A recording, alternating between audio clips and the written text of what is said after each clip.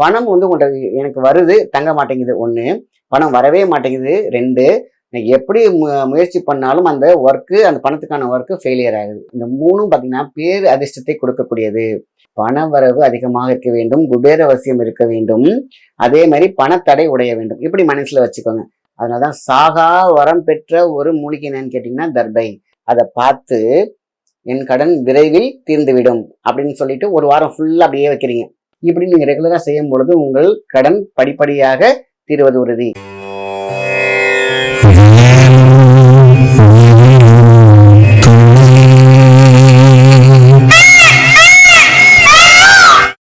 வணக்கம் சார். வணக்கம் சார். இன்னைக்கு என்னன்னா நேயர்களோட விருப்பங்களும் கமெண்ட்டும் அதிகமா இருக்கு. ஸோ நம்ம அதை பத்தி இன்னைக்கு ஒரு சின்ன கொஸ்டின் இருக்கு. கண்டிப்பா. பண வரவு எனக்கு வரவே மாட்டேங்குது. நான் டெய்லி ஒர்க் பண்றேன், ஆனா அதுக்கு உண்டான பணம் வர மாட்டேங்குது. அதே மாதிரி கடனும் பெருகிட்டே போகுது. இதுக்கு ஈஸியா இருக்கிற மாதிரி ஏதாச்சும் ஒரு பரிகாரம் சொல்லுங்க. கண்டிப்பா கண்டிப்பா. அதாவது நம்ம கிட்ட இருக்கக்கூடிய ஒளி ஆற்றல் அடிக்கடி நான் சொல்லுவேன், பணம் அப்படிங்கிறது பாத்தீங்கன்னா மேனிஃபேக்சரிங் பேரு. அதை அட்ராக்ஷன் பண்ணணும். ஆக ஒருத்தவங்கள்ட்ட பார்த்தீங்கன்னா ஒரு ஸ்ட்ரீட்ல போனீங்கன்னாக்கா நிறைய ஒரே மாதிரி கடை இருக்கும். ஆனால் ஒரு கடையில் மட்டும் பார்த்தீங்கன்னா நிறைய கூட்டம் இருக்கும், ஆனால் ஒரு கடையில் கூட்டமே இருக்காது. ஆனால் அதே மாதிரி ப்ராடக்ட் தான் இருக்கும், நல்ல குவாலிட்டியாக தான் இருக்கும். ஆனால் ஒரு கடையில் மட்டும் மக்கள் பார்த்தீங்கன்னாக்கா அலை மோதுவாங்க. காரணம் ஈர்ப்பு. அதே ஈர்ப்பு தான் பண ஈர்ப்பு. பணம் எனக்கு வேணும்னு நீங்கள் நினைக்கிறத விட எனக்கு கண்டிப்பாக வேணும் அப்படிங்கிறத மண்டையில் ரெஜிஸ்டர் பண்ணணும். அதான் உள்மன ஆற்றல் பெருக்கம் அப்படின்னு சொல்லுவாங்க. இது ஒன்று. கடன் தீர்வதற்கான ஒரு பரிகாரம் இருக்கு, அதை நான் அடுத்தது சொல்றேன். பணம் உங்கள்கிட்ட எனக்கு வருது, தங்க மாட்டேங்குது 1, பணம் வரவே மாட்டேங்குது 2, நான் எப்படி முயற்சி பண்ணாலும் அந்த ஒர்க்கு, அந்த பணத்துக்கான ஒர்க்கு ஃபெயிலியர் ஆகுது. ஸோ இதுக்கு தான் நம்ம தான் பணம் வருவதற்கும் பணலட்சுமி உள்ள வரதுக்கும் ரெடியாக தான் இருக்காங்க. ஆனால் நம்ம கேட்டை ஒன்று போட்டு பூட்டி வச்சுக்கிறோம். பணத்தை வான்னு சொல்றோம், பணமும் வருது, ஆனால் கேட்டை திறக்காம உள்ள வர வைக்க முடியாது. இதுதான் நம்ம சிம்பிளான ஒரு கான்செப்டா சொல்றேன். கேட்டை திறக்கணும். நம்ம கிட்ட இருக்கக்கூடிய நம்ம கூட மாய வலை, இல்லைன்னா மாய கண்ணாடி, இல்லைன்னா ஒரு சுருக்கு கயிறு, ஏதோ ஒன்று அதை ஸ்டக் பண்ணி எடுத்து வச்சிருக்கோம்.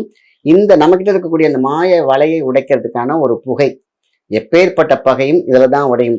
அந்த கேட்டை உடைச்செறியறதுக்கான ஒரு பெரிய பாம் என்னன்னு கேட்டிங்கன்னா ஒரு புகை. நமக்கு அது தேவையானது என்னன்னு கேட்டிங்கன்னா ஒரு சின்ன கட்டு அருகம்புல். அருகம்புல் சாதாரண விஷயம் கிடையாது, பச்சையாகவே வாங்கிக்கோங்க. அருகம்புல் ஒரு சின்ன கட்டு, அதே மாதிரி தர்பை ஒரு சின்ன கட்டு. சின்ன கட்டுனா ஒரு சும்மா கையில் பிடிக்கிற அளவுக்கு இருந்தாலே போதுமான விஷயம்தான். இன்னொன்று மாதுளை குச்சிகள். நம்ம மாதுளை பார்த்தீங்கன்னா அது காஞ்ச குச்சாவும் இருக்கலாம், பச்சை குச்சாவும் இருக்கலாம். மாதுளை குச்சி 2, 3 எடுத்துக்கோங்க, அவ்வளோதான். இந்த 3ம் பார்த்தீங்கன்னா பேர் அதிர்ஷ்டத்தை கொடுக்கக்கூடியது. பச்சை கற்பூரம் கொஞ்சம் எடுத்துக்கோங்க, சின்ன ஒரு பவுல், இல்லைன்னா சின்ன அகல் சட்டி, ரொம்ப பெருசாக இருக்கணும் அவசியம் இல்லை, கொஞ்சோண்டு எடுத்து ஞாயிற்றுக்கிழமை என்ன பண்ணுறோம், உட்காந்துக்கோங்க. கிழக்கு பக்கமாக உட்காந்துக்கோங்க. இல்லை எந்த பக்கமும் இது ஓகே தான். ஏன்னா 360 டிகிரி ரொம்ப முக்கியம். உங்களுக்கு பிடிச்சதுன்னா நீங்கள் கிழக்கு முகமாகவே உட்காந்துக்கலாம்.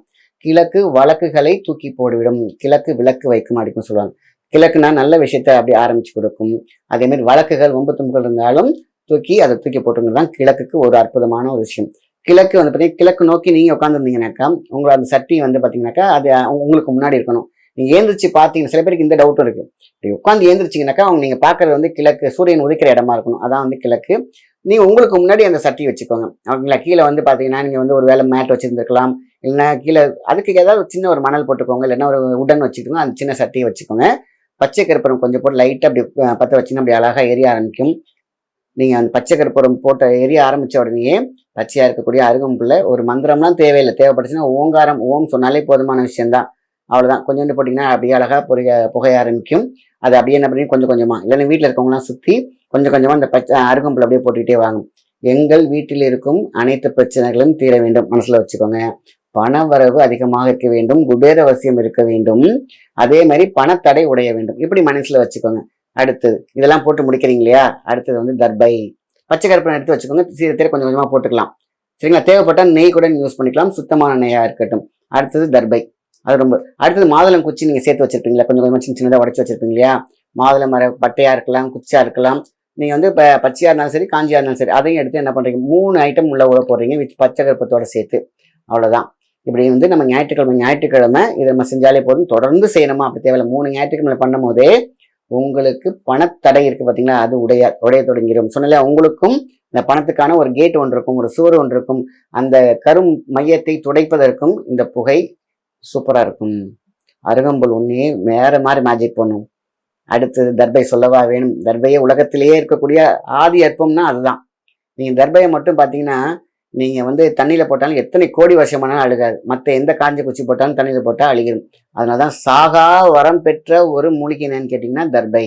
அதனால தான் சிவன் கண் அவன் கண் இருக்கு, அவன் கையில் இருக்கும் அத்தனையுமே சுவாச வெற்றியாக மாறும். இதை தான் சொன்னாங்க. ஸோ தர்பைக்கு அவ்வளோ பெரிய ஒரு சக்தி உண்டு. சரி, இது ஒன்று. சரி, இதெல்லாம் முடிச்சிட்டோம் இல்லையா? பண வரவுக்கு சொல்லிட்டோம். கடன் தீர்வதற்கு பார்த்தீங்கன்னா கல் உப்பு. அது வந்து எல்லாருக்கும் தெரிஞ்ச விஷயம்தான். கல் உப்பை என்ன பண்ணுறீங்கன்னா, ஒரு சின்ன ஒரு பவுல் எடுத்துக்கோங்க. உங்களுக்கு எவ்வளோ கடன் இருக்கோ அது ஒரு பேப்பரில் எழுதுங்க. எனக்கு இப்போ 1 லட்சம் இருக்குது, 2 லட்சம் இருக்குது. யார்கிட்ட நீங்கள் கடன் வாங்கியிருக்கீங்க அப்படின்னா அவங்க பேர், கடன் உங்களுக்கு கடன் இருக்குது பார்த்தீங்களா, அதோட தொகையை எழுதி அந்த ஒரு பேப்பரில் வச்சுட்டு அதை கல் உப்பு மட்டும் போட்டுருங்க. கொஞ்சம் மிளகு உள்ளே போட்டுருங்க மேலே.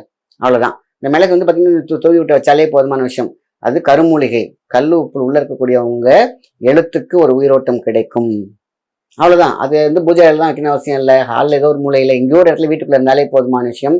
நீங்கள் காலையில் எழுந்திரிச்ச உடனே குளிச்சுட்டு அந்த கையில் அந்த அந்த அந்த அகலோ எதில் வச்சுருப்பீங்க பார்த்தீங்களா, அதை பார்த்து என் கடன் விரைவில் தீர்ந்துவிடும் அப்படின்னு சொல்லிட்டு ஒரு வாரம் ஃபுல்லாக அப்படியே வைக்கிறீங்க.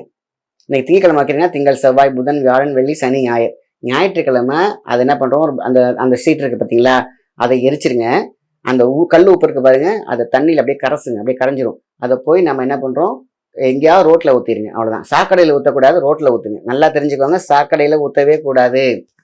ஏதாவது ஒரு ரோடோ சைடோ கால்படாத இடமா பார்த்து ஒரு புல்வெளியோ அப்படி போட்டுருங்க. அவ்வளோதான். இதுதான் நீங்கள் செய்யணும். வாரம் நீங்கள் வந்து பார்த்தீங்கன்னா ஃபுல்லாக ஒரு வாரம் ஃபுல்லாக நீங்கள் செஞ்சுருப்பீங்க. காலையில் எழுந்திரிச்சு கடன் தீர வேண்டும், கடன் தீர வேண்டும் அப்படின்னு சொல்லி வச்சுருப்பீங்க. அதுக்கப்புறம் புதுசாக ஒன்று செஞ்சு வச்சுக்கோங்க. அதேமாதிரி திருப்பி சொல்லுங்கள். இப்படி நீங்கள் ரெகுலராக செய்யும் பொழுது உங்கள் கடன் படிப்படியாக தீர்வது உறுதி. எப்படி தீரும்? உங்கள்கிட்ட ஒரு பிளாக்கேஜ் உடைஞ்சிருதா, நீங்கள் ஏதாவது ஒரு பிஸ்னஸ் பண்ணியிருப்பீங்களா, இந்த மாதிரி உங்களுக்கான உழைப்புக்கு ஒரு முக்கியத்துவம் கிடைக்கும். அதுக்கான பிளாக்கேஜ் உடையும். உங்களை தேடி உங்களுக்கான பணம் இல்லைன்னா நீங்கள் கேட்ட இடத்துல இருந்தோ இல்லை பிஸ்னஸ்க்கோ வந்து தொடங்கும். இந்த கடன் தீரும். நிறைய பேர் கேட்பாங்க, இந்த பரிகாரம் மட்டும் செஞ்சாலே இந்த கடன்லாம் தீருமா? நல்லா சம்பாரிச்சா கடன் கொடுக்கணும். சம்பாதிக்கிறதுக்கு தடை இருக்கிறதுனால தான் இவ்வளோ பிரச்சனையுமே. ஸோ இதை நம்ம வந்து வருவதற்கான ஒரு விஷயத்தையும் சொல்லியாச்சு. கடன் வந்து தீர்க்கறதுக்கான ஒரு பதில் சொல்லியிருக்காங்க. இதுவே போதுமான விஷயம். Thank you sir. Thank you so much. நன்றி, வணக்கம்.